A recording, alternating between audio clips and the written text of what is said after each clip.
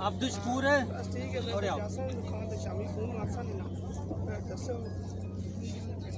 آپ بھی کھڑے ہوں اگر حکم ہو تو. اچھا جی ماشاءاللہ اللہ پاک جو ہے نا مہربانی فرمائی اللہ پاک نے کہ ہمیں یہاں آنے کی توفیق نصیب فرمائی جہاں پر رسول اکرم صلی اللہ علیہ وسلم کے پاؤں مبارک لگے.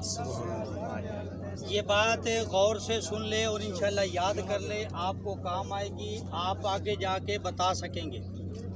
اویس بلال ٹریول کا ٹور الحمدللہ اس جگہ پر آ گیا ہے جہاں پہ اسلام کی دوسری جنگ ہوئی.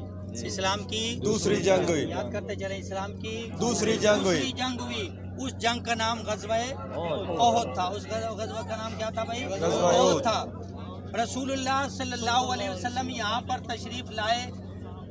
غزوہ بدر کے اندر جو ہے وہ صحابہ کرام کو اللہ پاک نے فتح نصیب فرمائی. 313 صحابہ. پہلی اسلام کی جنگ.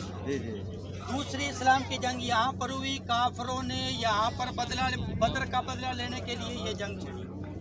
حضور علیہ الصلوۃ والسلام 1000 صحابہ کرام کے ساتھ چلے مدینہ المنورہ سے یہاں آنے کے لیے. 1000 کا لشکر تھا. 1000 میں سے جس وقت مسجد درا یہاں قریب ہی ہے وہاں پہ آتی ہے, رسول اللہ صلی اللہ علیہ وسلم نے زیرہ پہنی اور لشکر کو ترتیب دیا. آپ نے دیکھا ہوگا کہ 1000 میں سے 300 منافق وہ آپ کا ساتھ چھوڑ کے چلے گئے. 700 جو ہے نا عبداللہ بن ابی, 700 صحابہ کرام حضور علیہ الصلوۃ والسلام کے ساتھ آئے اور یہاں پر جنگ لڑی گئی. یہ اسلام کی دوسری جنگ غزوہ احد کہلاتی ہے. یہ آپ سامنے دیکھ رہے ہیں, یہ احد کا پہاڑ نظر آ رہا ہے. یہ جنتی پہاڑ ہے بھائی, یہ جنت میں جانے والا پہاڑ ہے. یہ جنت میں ہی ساتھ جائے گا. بقایا پہاڑ روئی کے گالوں کی طرح اڑ جائیں گے. یہ پہاڑ کہاں جائے گا بھائی؟ جنت میں. اور یاد رکھیں کہ اس پہاڑ کی جو چوڑائی ہے وہ کتنی ہے بھائی؟ 7 کلومیٹر لمبائی ہے اور 3.5 کلومیٹر چوڑائی ہے. آدھا یا 1 کلومیٹر اس کی اونچائی ہے. اور رسول اللہ صلی اللہ علیہ وسلم نے اسی پہاڑ کے بارے میں فرمایا کہ یہ احد مجھ سے محبت کرتا ہے اور میں احد سے محبت کرتا ہوں اور یہ قیامت والے دن میرے ساتھ جنت میں جائے گا. سبحان اللہ.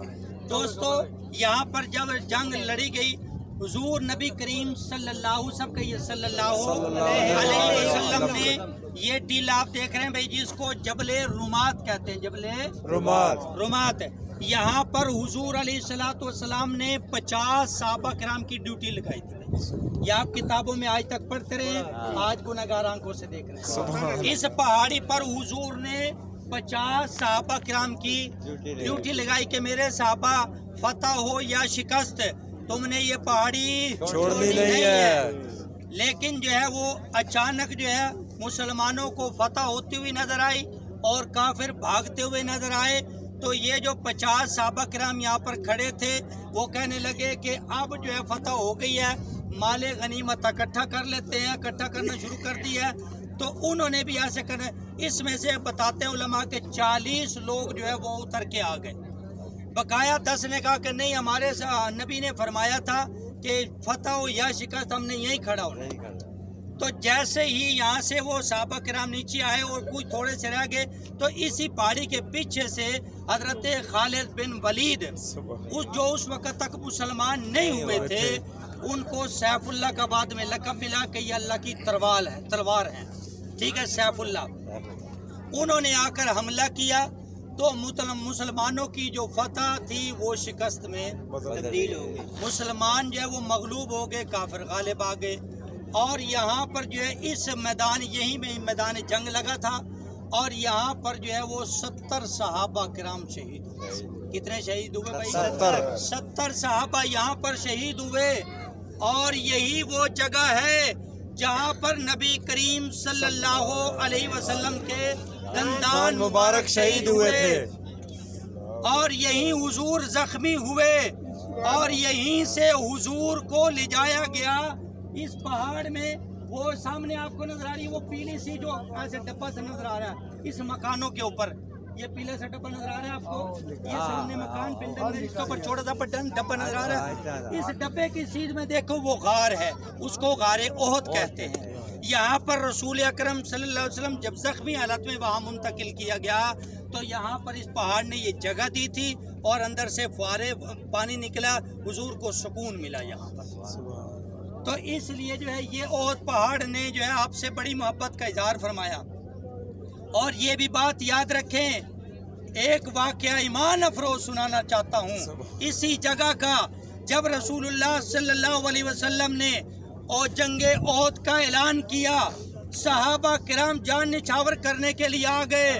कुर्बान जाऊं हजरत हंजला रजी अल्लाह तआला अन्हु पर एक रात के दूल्हा, दिन को शादी होती है, शाम को रुखसती होती है, एक रात अपनी बीवी के पास गुजारते हैं। जब एक रात गुजरी, सुबह को अभी गुस्ल करना था, हुजूर की तरफ से ऐलान होता है, हय्या अलल जिहाद, लोगों आओ जिहाद की तरफ, आओ ओहद होने के लिए जा रहा है, जिहाद के लिए आ जाओ।